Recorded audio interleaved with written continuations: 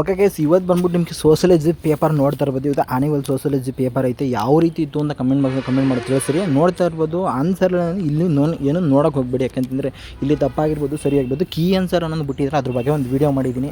ಇದರಲ್ಲಿ ಎಂಡ್ ಸ್ಕ್ರೀನಲ್ಲಿ ಆಗಿರುತ್ತೆ. ಆ ವೀಡಿಯೋದಲ್ಲಿ ಹೋಗ್ಬಿಟ್ಟು ಕೀ ಆನ್ಸರ್ ಕರೆಕ್ಟಾಗಿರೋ ನೋಡ್ಕೊಳ್ರಿ. ಯಾರು ಹೇಳ್ತಾರೆ ಅಂತ ನೋಡ್ಕೊಬಿಡಿ. ಅಫಿಷಿಯಲಾಗಿ 6 ಕಡೆಯಿಂದ ಬಿಟ್ಟಿರೋ ವೆಬ್ಸೈಟಲ್ಲಿ ಹೋಗಿ ನೋಡ್ಕೋಬೋದು. ಕನ್ನಡ ಮೀಡಿಯಮ್ ಆಗಿರ್ಬೋದು, ಇಂಗ್ಲೀಷ್ ಮೀಡಿಯಮ್ ಇಬ್ಬರಿಗೂ ಕೀ ಆನ್ಸರ್ ಅವರೇ ರಿಲೀಸ್ ಮಾಡಿದ್ದಾರೆ.